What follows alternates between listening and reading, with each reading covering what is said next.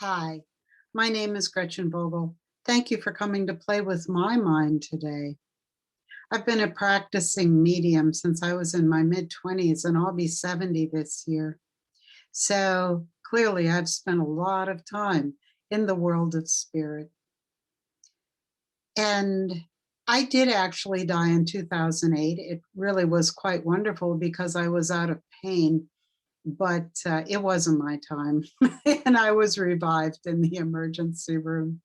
So here I am to share my thoughts from my experience and also from meditations that I've channeled.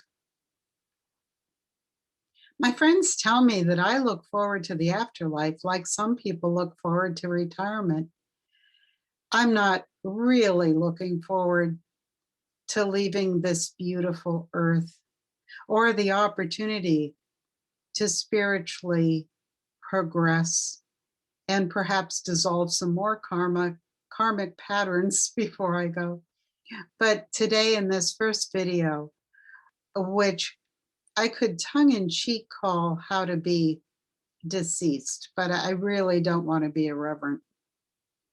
But we can know what we're going to do. We can know where we're going to go. We can know how it's going to be.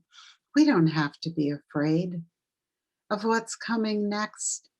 I'm not afraid, and I don't want you to be either. And so let's get started talking about our misconceptions about death. Now, viewed objectively, when our loved ones transition, we see their animate body become inanimate. And so it seems to us as if they are gone. But subjectively, they don't feel gone at all. They're well aware of us. They're well aware of our grief. They're well aware of our pain and the way we miss them. They're well aware of any time we communicate with them. And I assure you that this is true. One of the reasons that I was drawn to mediumship as a psychic was it's either true or not. The proof is in the pudding. I can't make up things about people that I've never met from all over the world. I have worked for people all over the world. I've worked for people who never spoke English, and it was just visualization. It was our communication. So I was telling my living clients what I was seeing. There was no language involved at all. So when I tell you that the world of spirit is real, I have proven it to myself over and over again that it is real. And so, from our perspective, we have a lot of misconceptions about death, but we really don't have to. So, now let me skip to the subjective experience of the transition for people. The first thing that happens when we die is what we believe will happen when we die.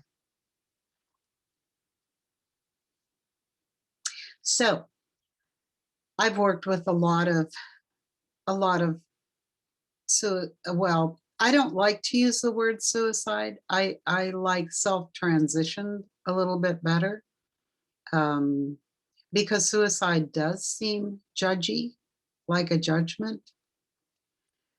You know, when I work with suicide victims, they say that they weren't trying to get away from their family. They weren't trying to get away from their children. They were trying to get away from themselves.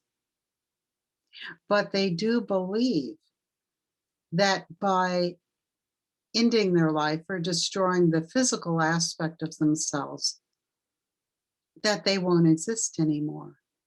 And if anyone believes that death is like blowing out a candle, and they'll experience a void that is what they experience at first. If we believe that we're going to experience heaven, we experience heaven at first. Eventually, we realize that the afterlife or the world of spirit is a completely self directed mental and emotional experience. But we don't necessarily know that at first. And that's why everyone has what I call greeters. The greeters are predominantly somebody that we would recognize, often loved ones, ancestors that were beloved to us, will stay focused on our experience and come and help us explain the ropes, so to speak.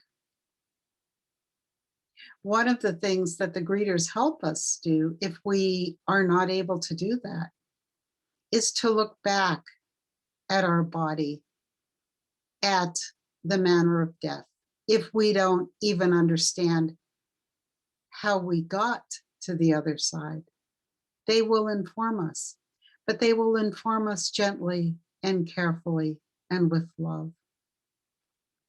They also help us understand that we can turn back the clock, that we can change the age of our mentally projected body and actually inform us that the afterlife is completely self-generated mentally, spiritually, and emotionally.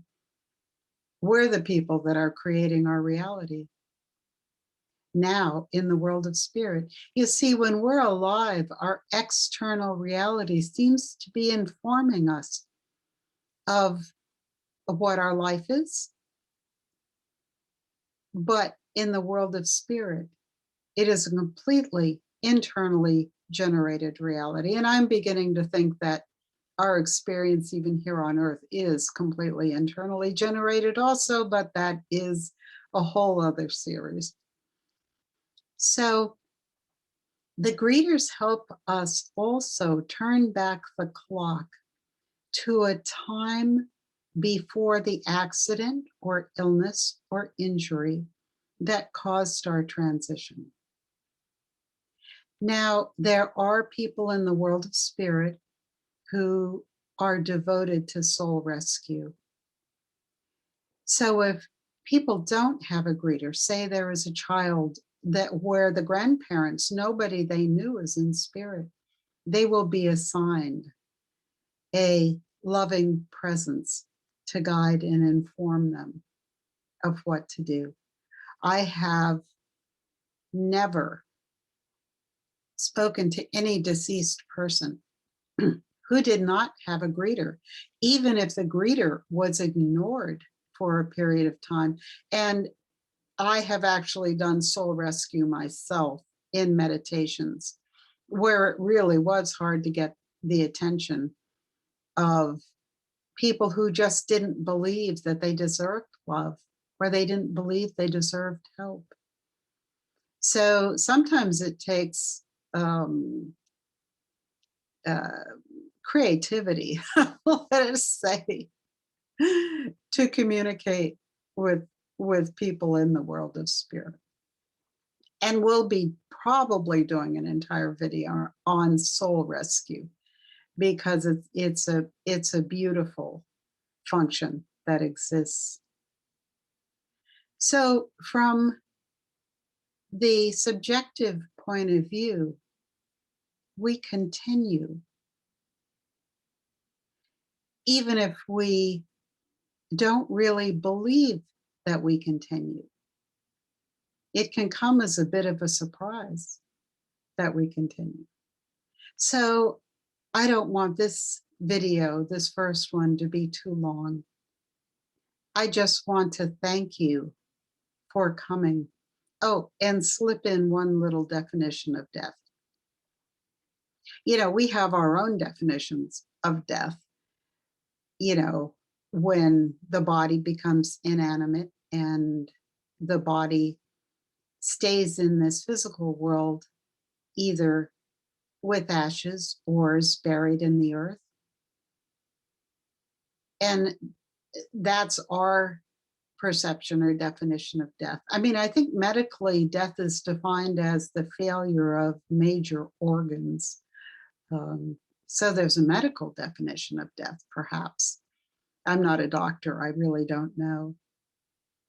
But for the deceased, death is defined as the moment that they understand that they are not in the body, the physical body, that they identified so strongly with in life, and yet they have continued in their mind, in their emotions, in their heart energy, that this continues. And that is the definition of death. Now, we think that death is the transition, but to the deceased, death is the point where they realize that they have continued. All right, well, that's enough for today. Thank you very much for spending time with me. My website is howspiritworks.com. I am not doing private readings anymore. I just don't have the energy for it or the time. Well, I do a few here and there, but um, thank you for coming. Thank you for your time.